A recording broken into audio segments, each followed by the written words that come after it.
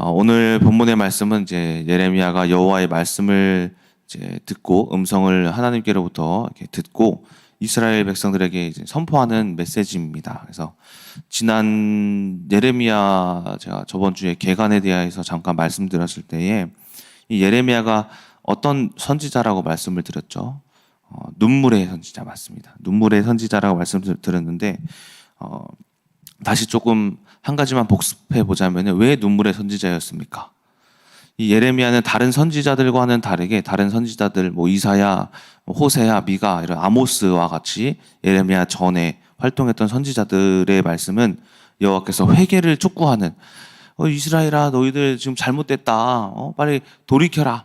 회개해라. 그래야면은 회개하면은 살려줄게라는 그런 말씀을 전했더라면은 예레미야는 회개해라가 아니라 너희들은 이제 망했으니 망할 것을 준비해라 라는 그런 말씀을 전한 그런 선지자였기 때문에 이 예레미야가 말씀을 전하면서 하나님께서 멸망하실 그 이스라엘을 환상으로도 막 보여주시면서 아이고 막 눈물을 흘리고 그 말을 전하면서도 우리가 돌이킬 수 없고 다시 회개해서 구원받을 수 없음에도 눈물을 흘리고 그 말씀을 전하니까 또 이제 이스라엘 백성들이 에이 네가 무슨 선지자냐 하면서 박해하고 막 이게 이런 이제 탄압하고 그런 일들을 만나면서 또 눈물을 흘리고 그 안에서 또 하나님 이 말씀을 내가 전해야 합니까? 라는 어떤 하나님과의 그 말씀을 선포하는 이 선지자로서의 갈등으로 또 눈물을 흘리는 그런 이제 눈물의 선지자다라고 말씀을 드렸습니다. 그래서 오늘 말씀을 보시면은 이제 이러한 예언의 심판의 말씀이 이제 시작되었다라는 것을 우리가 볼 수가 있습니다. 그래서 말씀을 잠깐 보시면은 이미 북방에서 재난 사자가 일어났고 그 사자가 자신의 처소를 떠나서 이제 움직이기 시작했다라고 나오죠. 그래서 이제 이 예레미야 때는 이제 바벨론이 침략을 했었는데 이 바벨론의 이 북방의 사자라고 우리가 볼 수가 있습니다. 그래서 바벨론이 일어나 이스라엘을 쳐들어오기 시작을 했고 그리고 이제 너희들은 이제 그 사자가 올 것이니 이 굵은 베옷을 입고 애곡하라라고 합니다. 이 말의 뜻은 무엇이냐면은 너희들은 이 굵은 베옷을 입는다라는 것은 이스라엘의 전통 이제 초상이 났을 때 굵은 베옷을 입고 그리고 초상집을 가거든요. 저희 베옷을 입잖아요. 양복을 요즘에는 입지만 이전에는 그런 옷을 입었잖아요.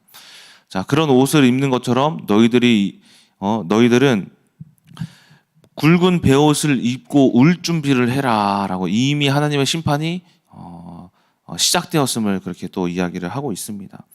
또 9절에는 왕과 지도자들과 선지자와 이 제사장들이 깜짝 놀랄 것이다라고 이렇게 이야기를 하는데 이 말의 뜻은 무엇이냐면은 아무리 정치적으로 영향력이 있는 이제 왕과 어떤 지도자들 또 지혜 있다 말하고 하나님의 신탁을 받는다 하는 그런 제사장과 선지자들을 이제 비판하는 내용입니다. 그들의 무능함, 그들이 아무리 왕으로 있어도 제사장으로 있고 선지자로 있어도 그들은 너희들을 구원할 수가 없다라는 그런 의미로 이야기를 하고 있고 그러면서 이제 11절에서부터 이제 18절까지 하나님이 어떻게 예레미야에게 그들을 멸망시키는지 이제 이야기를 하는 것으로도 우리가 볼 수 있습니다.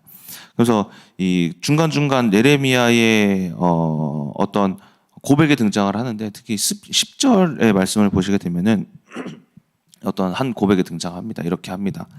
주님이 우리를 속이셨습니다. 늘 저희들에게 평강이 있다라고 하셨지만은 왜 칼이 저희들의 생명 앞에 있습니까? 라면서 이런 고백을 할 수 있는 것을 우리가 또 볼 수가 있습니다.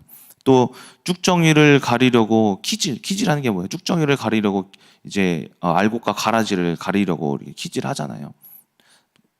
이렇게 키질을 하면서 나쁜 것만 거르고 올바른 것만 바로 세우는 것도 아니고 또 우리를 정결하게 만들려고 하는 것도 아니고 오로지 심판만 있음을 보면서 예레미야 선지자의 애곡하는 이제 메시지를 우리가 볼 수가 있다라는 것입니다. 그래서 우리는 빠르게 멸망할 것이다라고 하면서 또 예루살렘 성에게 외치는 말씀이 또 등장을 하죠.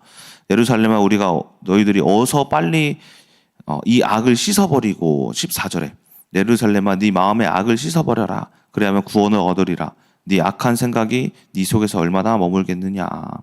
그러니까 예루살렘아 너 빨리 이 악이 이미 심판이 정해졌으니 이제 빨리 다시 돌이켜가지고 이 구원의 날이 빨리 오게끔 빨리 심판의 날에 돌이켜라, 빨리 돌이켜라 라는 그 말씀이고 또 이제 쭉 보시게 되면은 그 이유에 대하여서 그 이유는 너희가 악을 행하였기 때문이다라고 하면서 17절에 그가 나를 거역했기 때문이라 여호와의 말씀이니라 라는 말씀을 통하여서 그들의 죄에 대해서 이야기를 하고 있음을 볼 수가 있습니다. 그래서 계속 쭉 보시게 되면 또 19절에서부터 이 예레미야의 탄식이 또 등장을 합니다. 슬프고 아프다 어찌하여 이렇게 이 답답한 마음을 내가 잠잠할 수 없으니 계속해서 탄식을 하는 이 선지자의 말씀을 우리가 또 볼 수가 있습니다. 그러면서 이런 예레미야 선지자의 고통의 이 눈물겨운 이런 탄식과 하나님의 이 심판의 메시지가 또 이제 말씀을 통하여서 오늘 말씀이 마치게 됩니다. 자, 그래서 오늘의 말씀은 하나님의 심판에 대한 말씀과 또 예레미야의 탄식에 대해서 이제 봤는데요. 제가 오늘 말씀을 통해 깨달은 것은 14절의 말씀입니다. 14절의 말씀에 하나님께서 이스라엘에게 또 예레미야 선지자가 예루살렘에게 이렇게 선포합니다. 네 마음의 악을 빨리 씻어버려라. 그렇게 빨리 씻어버리면은 구원도 빨리 올 것이다. 그러니까 네가 악한 생각이 그러니까 어느 때까지 네가 악한 생각을 할 수 있겠느냐. 이 어려운 환경 가운데 이 말씀을 보고 깨달은 것이 있습니다. 저희들은 어쨌든 교회에 출석하는 많은 교회를 처음 접하거나 하시는 많은 분들이 또 외적인 구원을 갈망하여 오시는 분들이 많다라는 거예요. 저 또한 하나님으로부터 갈망하는 것이 많죠. 또 가정의 어떤 경제나 또 조이의 혈관종이나 또 민정사모가 출산 이후에 좀 몸이 아픈데 그런 건강이나 저에 대한 이제 건강 이런 외적인 요소들을 갈구하고 갈망하는 그런 이제 목적을 가지고도 이제 하나님께 기도를 하면서 교회에 나아옵니다.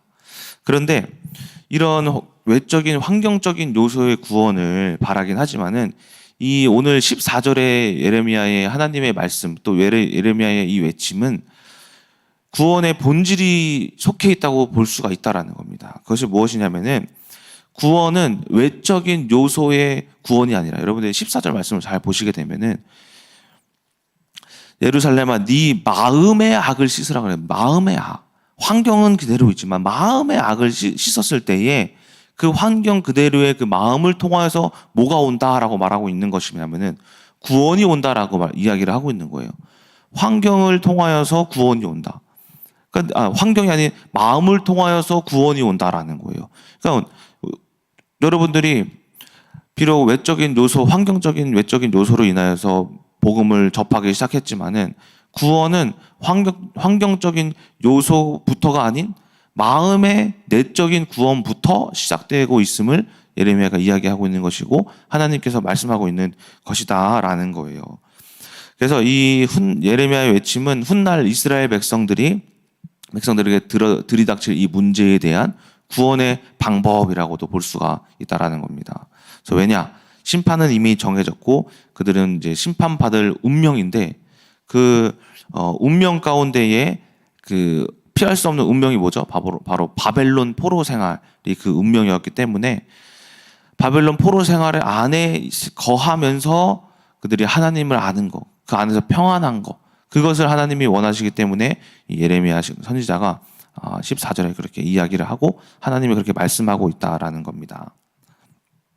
자, 그래서 예레미야 29장에서 말씀하듯이 하나님이 이렇게 말씀하시죠. 내가 너희들이 포로 생활하는 그곳에서 내가 너희를 만나겠고 그곳에서 내가 너희를 찾아가겠다라고 말씀하시는 것처럼 이 하나님께서는 우리들이 어려운 환경 그 가운데에서 오시고 그 가운데에서 하나님 우리를 찾아오신다라는 것을 이 말씀을 통해서 알 수가 있습니다. 자, 그래서 우리가 외적인 어떤 요소, 외적인 것의 변화를 원하지만은 구원의 시작은 내적인 것으로부터 시작이 된다라는 것인데 제가 오늘은 그렇다면 어떻게 내적인 변화를 이루어야 할까 두 가지를 설명을 하고 마치도록 하겠습니다.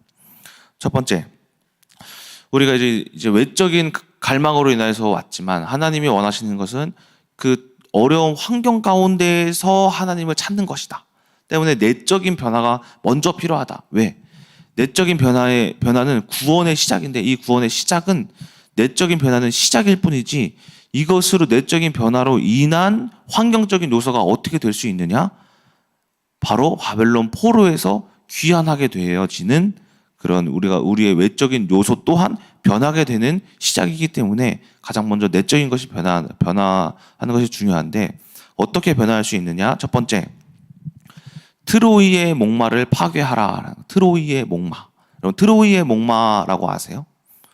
트로이의 목마라는 이제 그리스 로마 전쟁에 등장하는 이 트로이 전쟁에서 등장하는 목마라는 또 형상인데 이 형상에 대해서 잠깐 말씀을 드리자면은 이 트로이라는 나라와 트로이 성과 그리고 스파르타 왕 메넬라오스라는 이 왕이 이제 권력 다툼을 이렇게 했어요. 막 싸우다가 이게 10여 년이 막 흐른 거예요. 도무지 끝나지가 않아요. 그래서 스파르타의 왕이 이런 생각을 합니다. 그들이 아테네 신을 섬기니 아테네 신에게 바칠 만한 어떤 큰 조형물을 만들어서 그들에게 보내자. 보내는데 그 큰 조형물 안에 우리 스파르타 용사들, 되게 뛰어난 용사들, 병사들이 아닌 용사들 30명을 그 안에 넣어서 바치는 척 하면서 한밤중에 새벽에 몰래 나와가지고 우리가 그 트로이 성을 함락하자라고 작전을 꿰은 거예요. 그래서 이 목마, 말 같은 큰 형상을 만들어서 이제 트로이 성 안에 진입을 하게 합니다. 몰래. 10년 동안 진입도 못했던 그 성을 그 목마 형상 작전을 통해서 진입을 이렇게 해요. 해서 새벽에 이 몰래 트로이 스파르타 병사들이 목마 안에 타고 있다가 새벽에 몰래 나와서 그 트로이 성을 함락을 합니다. 결국에는 10여 년간의 전쟁이 이 트로이 목마로 인해서 완전히 함락이 되거든요. 이처럼 무슨 말이냐면은 이스라엘의 백성들이 이 트로이 목마와 같은 일을 지금 당했기 때문에 지금의 심판이 왔다라는 거예요. 무슨 말이냐? 여호수아가 가나안을 정복하는 데 있어서 그 가나안의 성이 100% 정복되지 않았어요. 어느 정도 성읍이 남아 있었고 그 중에서 이스라엘 백성들이 뭘 했냐면은 가나안 사람들이 섬기던 이 우상 숭배, 또 음란한 문화, 여러 가지 이제 문화 활동들 이러한 것들을 이스라엘 백성들이 가나안 사람들과 함께 살면서 그것들을 접했단 말이에요. 접하다 보니까는 이스라엘 백성과 좀 다른 게 뭐예요? 좀 자유로워요. 자유롭고 또 뭐가 있어요? 이 음란함에 너무나도 취해 있어요. 여자들, 남자들 이러한 것들이 또 문화가 다른 거예요. 성적인 문화가. 이런 거에 뭐가 됐냐면은 일상이 되어버려요. 일상.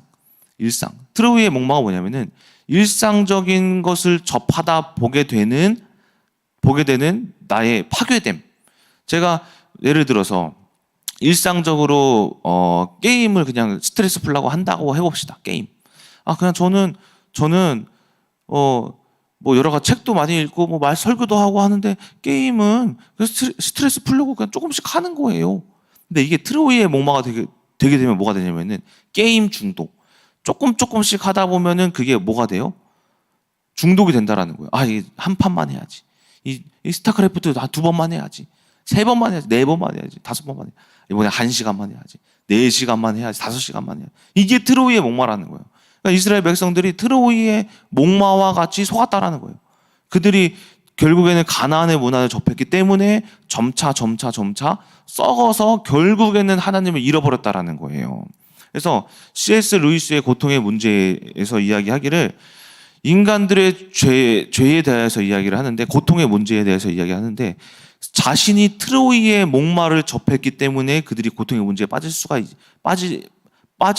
빠지게 되었다라고 이야기를 해요. 그러니까 인간들의 일상적인 삶 속에서 트로이의 목마가 작용을 했을 때 그들이 결국에는 점차 하나님을 잃어버리게 되기 때문에 고통의 문제가 찾아온다라는 그런 부분도 있거든요. 이처럼 우리가 일상적으로 접할 수 있는 그것들이 점차 나의 내면의 것을 파괴하기 시작한다라는 거예요. 그것들이 뭐예요? 눈으로 즐거워 보이는 거, 또 내 몸이 원하는 거, 또 좋아 보이고 또 유행이라고 하는 거, 것들을 따라 하다 보는 것이 바로 내적인 요소를 파괴하는 것이다라는 거예요. 때문에 트로이의 목마를 조심하라라는 겁니다. 그러한 것들을 몇 가지 한번 살펴볼까요? 뭐가 있을까요? 술, 도박, 스마트폰, 또 어떤 문화생활. 문화생활 되게 좋아요. 저도 당구 되게 좋아하고 볼링 좋아하고 또 그리고 저 축구 좋아하고 운동 이런 걸 되게 많이 좋아하거든요. 하지만 이런 것들이 은근히 은밀하게 트로이의 목마로 내 안에 좋다 하는 것으로 잠입해서 흑암이 그 안에서 그 스파르타 용사 30명의 용사처럼 조금씩 나를 갉아먹을 수가 있다라는 겁니다. 저는 한편 술에 대하여서 조금 관대해요. 우리 목사님도 술 먹어도 된다 이렇게 하시잖아요. 근데 그것은 그 어느 정도 은혜로서의 관대한 것이지, 이 트로이의 목마, 일상적인 하나님을 깊이 모르고 복음을 모르는 사람들이 그런 거를 접하다 보면은 뭐가 될 수 있냐면은, 요즘에 막 많이 뉴스로 접할 수 있는 문제가 있는데 뭐냐면은 음주운전 엄청 많아요. 요즘에 뉴스에 수도 없이 나와요. 대전에서 음주운전으로 막 죽고, 어디 전라도에서 죽고, 서울에서 죽고. 사람들이 음주운전 하면서 사람들이 막 교통사고 나서 죽어가는 사람들을 뉴스에서 요즘 최근 들어 이상하게 많이 접할 수가 있어요. 근데 이 술도 위험한 게 뭐냐면은, 먹을 수도 있겠죠. 건강을 위해서 한두 잔 먹을 수도 있겠지만은, 그것들이 트로이의 목마가 되냐면은 한 잔이, 두 잔 되고, 두 잔 먹으니까 기분이 좋아서 세 잔이 한 병이 두 병, 세 병이 돼서 뭐가 어떻게 돼요? 나를 집어 삼키는 거예요. 삼켜서 뭐예요? 나 음주운전 하고 싶어서 했겠어요? 술이 들어가니까는 이 판단력이 흐려지니까는 그게 음주운전을 가버려서, 최근에는 어떤 20대 초반 청년이 살인을 했어요. 음주운전 하다가. 하고 싶어서 했겠어요? 그 젊은 청년이? 하고 싶어서? 절대 하고 싶어서 하지 않았다라는 거예요. 그는 술이라는 것에 트로이의 목마로 인해서 흑암이 그를 갈기갈기 잡아먹었기 때문에 그러한 일을 행했다라는 거예요. 이처럼 이 술에 대하여서도 우리가 먹을 수도 있겠다 하겠지만, 이게 한 잔이 두 잔이 되고 두 잔이 한 병이 되어 결국에는 어떠한 일도 해요? 음주운전을 하고 폭행을 하고 음란한 일을 하게 되는, 나를 잡아먹는 일이 될 수도 있으니, 애초에 그 죄악을 초기부터 끊는 것이 가장 좋다라고 저는 말씀을 드리고 싶습니다. 또 요즘 아이들 어떻습니까? 스마트폰, 이 유튜브 이러한 것들이 아이들이 뭐 하고 있어요? 스마트폰은 누구나 다 요즘에 핸드폰 쓰니까 볼 수 있다 하겠지만은, 그것이 요즘 아이들을 이미 갉아먹힌 모습을 너무나도 많이 볼 수가 있어요. 여러분들 수요 예배, 금요 예배 때 디모데를 가보셨어요? 제가 말씀을 안 드리겠지만은 여러분들의 자녀님들이 전부 스마트폰 하고 있어요. 정말 더 많은 아이들이 가면은 10명, 많으면은 20명이 앉아가고 에어컨 빵빵 틀고 책상 위에 다리 올려갖고 스마트폰 다 하고 있어요. 너희 녀석들은 다 나와서 예배드려. 몇 번을 제가 찾아가가지고 일부러 내려가가지고 올려보내고 한 적들이 수도 없이 많아요. 보니까 아이들이 다 같이 똑같은 게임을 하고 있어요. 똑같은 유튜브 보고 있고, 뭐 재밌냐, 뭐 웹툰 보고 있고, 모든 아이들이 그렇게 지금 넘어져 있는 거예요. 근데 이미 그게 뭐예요? 트로이의 목마라는 거예요. 일상적인 것에 스마트폰, 유튜브 볼 수 있어요. 게임 할 수도 있어요. 하지만 그것이 일상적인 것으로 그 시간을, 너무나도 많은 시간을 할애하게 되기 때문에 요즘 아이들이 꿈이 뭐예요? 유튜브. 또 굉장히 포괄적이지가 않고 한두 가지 끝이에요. 연예인, 힙합, 래퍼 끝이에요. 예전처럼 저 대통령 꿈이었거든요. 과학자. 이런 친구들이 없어요. 이런 생각의 상상력이 조금씩 점점 짧아지고, 생각의 폭이 짧아지고, 이러한 것들이 일상적인 것들을 우리가 결국 아이들을 잡아먹히게 되는 이 스마트폰의 트로이의 목마다라는 겁니다. 또 문화생활. 이 문화생활도 저는 나쁘지 않게 보지만, 이것들도 너무 과도한 문화생활이 문제가 될 수 있다는 거예요. 당구, 볼링, 등산, 자전거, 여러 가지 문화생활들이 있죠. 배드민턴, 축구 이런 것들. 축구도 마찬가지로 트로이의 목마가 될 수가 있다는 거예요. 제가 누군지는 말씀을 드릴 수 없어요. 이 여호수 누구라고 해서 축구를 그렇게 했는데, 결국에는 지금까지도 언젠간 저는 뭐라고 하냐면 40대까지만 축구하고 목사님 하겠다고. 40대까지만 할 거야, 형. 뭔가 트로이의 목마에 뭔가 삼켜졌구나. 이런 것들이 좀 봤을 때에, 과도한, 너무나도 과한 문화 생활이 이 나를 삼켜버릴 수가 있다는 거예요. 또 요즘에 또 이제 산책이 아니라 등산, 그리고 볼링, 뭐 나쁘다는 게 아니에요. 이런 동호회에 가면 불륜으로 빠질 수 있다라는 그 이야기가 있죠. 그렇죠? 그런 것 또한 뭐냐면은 너무 과한 것에 있어서 우리가 그런 것들의 음란함이 틈타기 때문에 잡아먹히는 것이다라고도 볼 수가 있다라는 거예요. 그래서 또 자전거 동호회, 요즘에 또 자전거 많이 해서 자전거 동호회에서도 막 이렇게 불륜이 일어나는 등 여러 가지 사건 사고, 남녀가 모인 곳에 그런 불륜의 사건 사고들이 너무나도 많이 등장을 한다라는 거예요. 어쨌든 이러한 것들이 우리가 어느 정도는 좋지만, 교회 안에서 친목을 위해 하는 것은 좋지만, 그것이 우리가 밖에적으로 세상에서의 어떠한 그 활동으로 인하여서 그것이 일상이 된다면은 나도 내가 모르게 넘어질 수 있는 이 트로이의 목마가 될 수가 있다라는 것을 여러분들이 깨어 있어야 한다라는 것입니다. 그래서 베드로전서 5장 8절에 이런 말씀이 있죠. 근신하라, 깨어라, 너희 대적 마귀가 우는 사자와 같이 두루다니며 삼킬 자를 찾나니. 흑암은 언제든지 무엇을 통해든지 물불 안 가려요. 하늘 땅 안 가려요. 시간 장소 안 가려요. 언제든지 넘어뜨릴 자를 늘 찾고, 이게 언제 넘어뜨릴까? 이놈이 교회 안 가고 오늘 등산 갔네. 볼링 치러 갔네. 자전거 타러 갔네. 축구에 미쳐있네. 안 되겠다. 축구로 속여야겠다. 이렇게 흑암은 언제든지 속일 준비가 됐어요. 우리는 언제든지 그것을, 흑암이 속인다는 것을 알고 맞받아칠 준비가 되어 있어야 한다라는 것입니다. 자, 이런 일상적인 것들에 깨어있지 못한 트로이의 목마가 있으면 우리가 어떻게 해야 되느냐? 이 결박하고 우리가 차단해야 된다, 쫓아내야 된다라는 거예요. 그래서 하나님이 원하시는 게 뭐예요? 하나님이 이스라엘 백성들이 원하셨던 게 뭐냐면 에레미야 1장 10절 말씀. 내가 너희들의 그 성읍을 파괴하고 파멸하고 넘어뜨리겠다. 우리들이 가지고 있는 이 트로이의 목마를 어떻게 해야 되냐? 파괴하고 파멸하고 넘어뜨려야 한다. 오로지 중심이 하나님께 있어야 그것이 살 길이다라는 것입니다. 자, 이처럼 우리가 은밀히 행하고 있는 이 트로이의 목마를 파괴할 때 내적인 것이 어떻게 되냐? 이제 그것을 쫓아가는 것이 아니라 하나님의 말씀을 쫓아가기 때문에 변화되기 시작한다라는 겁니다.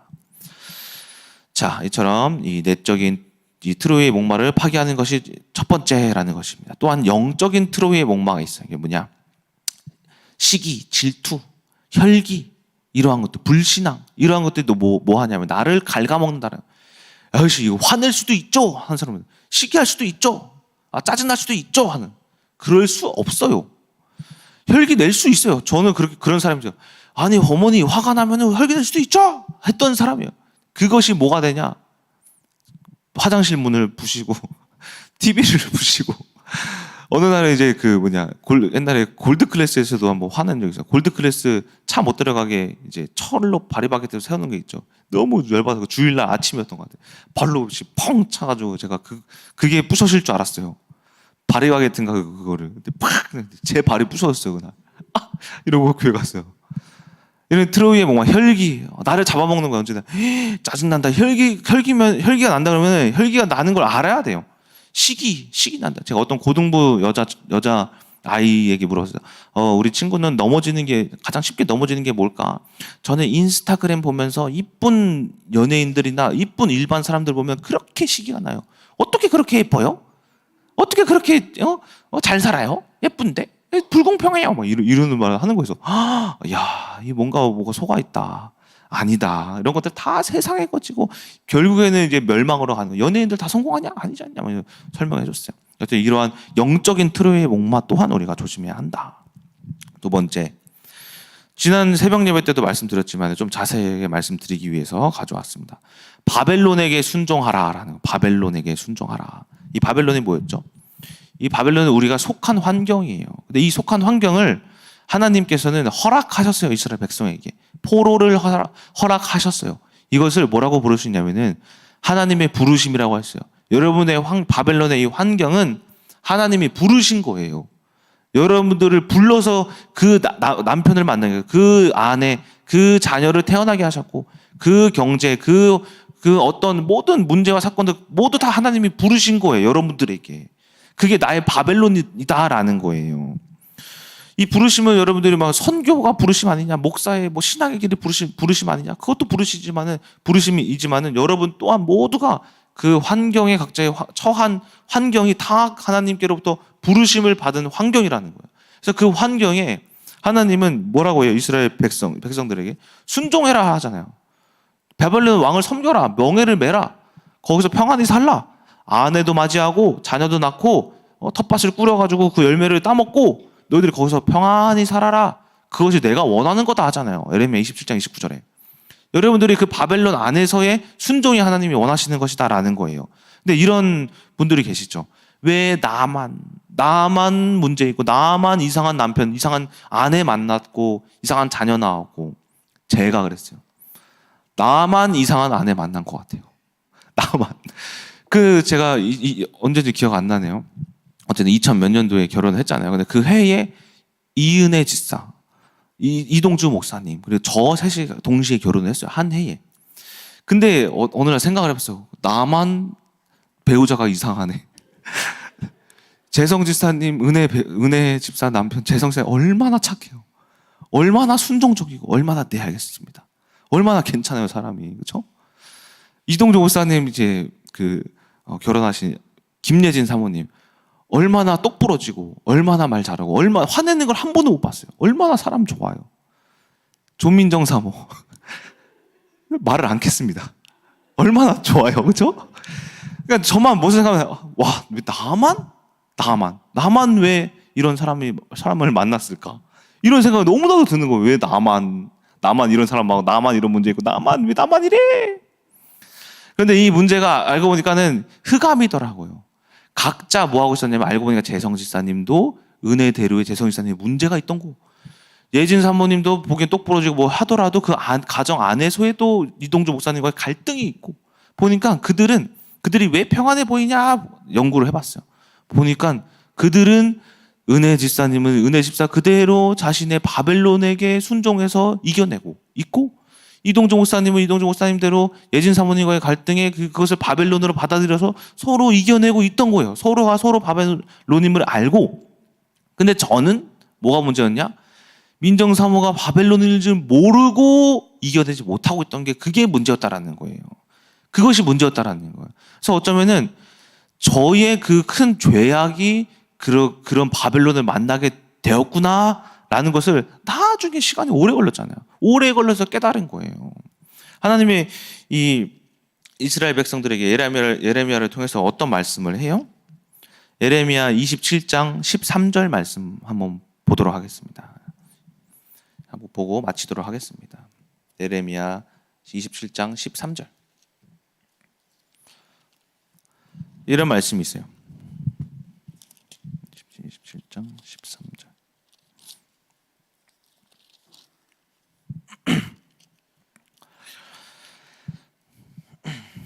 예레미야가 이제 여호와 김 시대에 김이 왕이 되었을 때에 이제 하나님이 그에게 이야기하는 그에게 전하라라는 그런 말씀이에요. 뭐냐? 어찌하여 당신과 당신의 백성이 여호와께서 바벨론의 왕을 섬기지 아니하는 나라에 대하여 하신 말씀과 같이 칼과 기근과 전염병에 죽으려 하나이까? 이게 무슨 말이냐면은 하나님께서 그 재앙과 당신과 당신 백성들에게 말하지 않았냐? 바벨론 왕에게 가서 잘 섬겨라라고 하지 않았냐? 근데 그렇게 하지 않고 왜 거역해서 칼과 기근과 전염병에 죽으려 합니까? 왕이시여, 여호와김 왕이시여 하는 거예요. 그러니까 무슨 말이냐? 저희들에게 적용해보자면 여러분들 왜 하나님의 부르신 그 환경에 순종하지 않아서 왜 죽으려 하십니까? 여러분 왜 하나님이 붙여주신 그 남편, 아내, 자녀 모든 이 사람들을 섬기지 못해서 죽으려 하십니까? 라는 거예요. 저에게도 말씀하셨어요. 왜 너는 민정 사모에게 사모를 섬겨야지 오히려 그런 사람들을 왜 네가 육신으로 혈기로 말씀이 있다 한들 왜 섬기지 못해가지고 죽으려 하냐? 라는 거예요. 이처럼 바벨론은 뭐냐면은 우리가 섬겨야 하는 대상이라는 거예요. 이 부르신 모든 환경을 우리가 받아들이는 것이 그게 섬기는 거예요. 그것이 순종하는 것이다 라는 겁니다. 그 안에서 뭘 하는 거예요? 예레미야 29장의 말씀처럼 찾는 거예요. 찾는 거. 하나님을 기도하고 찾고 두드릴 때 내가 거기서 너희들을 만나리라 라는 말씀과 같이 우리가 우리에게 주어진 부르심을 받은 그 환경 안에서 그 바벨론을 섬겨야지만 사는 것이고 섬기지 않으면 죽는 것이다라는 말씀이 이 두 번째 내용입니다. 그래서 우리 내적인 변화는 내적인 내면의 이 변화를 통해서 우리가 응답을 받잖아요. 그 변화의 두 번째가 바로 이 바벨론을 눈으로 보고 귀에 들리는 이 바벨론을 마음으로 섬기는 것이 바로 이 두 번째 방법이다라는 것입니다. 결론입니다. 오늘 이처럼 예레미야는 심판의 날을 선포하고 하나님은 심판을 말씀하시며 결국엔 그들에게 원하시는 것은 하루빨리 그 악을 깨달아 씻어버리고 포로에서의 해방을 말씀을 하십니다. 그런데 하나님은 약속하신 게 있어요. 예레미야 이제 25장까지는 어떤 저주와 심판의 말씀인데 그 이후에서의 말씀에는 종종 하나님께서 평화를 회복시키시고 포로에서 귀환시키시겠다. 너희들에게 더 큰 축복을 주겠다. 내가 새 영과 새 예루살렘을 내가 예비하였다라는 수많은 회복의 메시지들이 많이 등장을 합니다. 이처럼 하나님은 해방을 약속을 하셨습니다. 저희들에게도 마찬가지 약속을 하셨다라는 거예요. 우리에게 주어진 이 바벨론에게 순종하면은 하나님은 이 순종만 하고 사는 것이 아니라 결국에는 해결, 저희들에게 외적인 문제에 대한 해결, 기도 응답을 하나님께서 약속하셨다라는 것입니다. 우리가 이처럼 이 모든 환경이 아무리 어려울지라도 먼저 내적인 변화를 이루어서 하나님께서 여러분들에게 약속하신 이 회복의 땅을 여러분들이 찾으시고 그것은 우리가 믿음으로 기다릴 뿐입니다. 그래서 오늘 하루도 여러분들께서 바벨론에 살아가지만 여러분들의 마음만큼은 천국을 살아가셔서 우리 오늘 하루도 승리하시는 여러분 되시길 주님의 이름으로 소망합니다. 기도하고 마치겠습니다. 사랑의 하나님, 오늘 이렇게 이 바벨론에 살아가지만 아버지 하나님께서 말씀하시는 것은 무엇이냐? 마음의 내적인 변화입니다. 하루빨리 그 악을 알고 하루빨리 그 악을 처단하고 하루빨리 그 악이 처단되어서 우리가 하루빨리 회복되어야 함을 우리가 고백합니다. 아버지, 그러기 위해서 우리가 오늘 말씀드린 것과 같이 우리가 내적인 것을 변화되기 위하여서 주님께서 저희들에게 축복하여 주시옵시고 모든 바벨론에 사는 것을 섬길 수 있도록 하여 주시옵시고 내 안에 트로이의 목마의 일상적인 것에 넘어지는 것이 있다면 하루빨리 깨달아 그것들을 제거하고 파괴하고 파멸하여서 하나님께로부터 큰 축복을 받으시는 우리 큰나무교회 성도들 되게 하여 주시옵소서. 살아계신 예수 그리스도의 이름으로 기도드렸습니다. 아멘.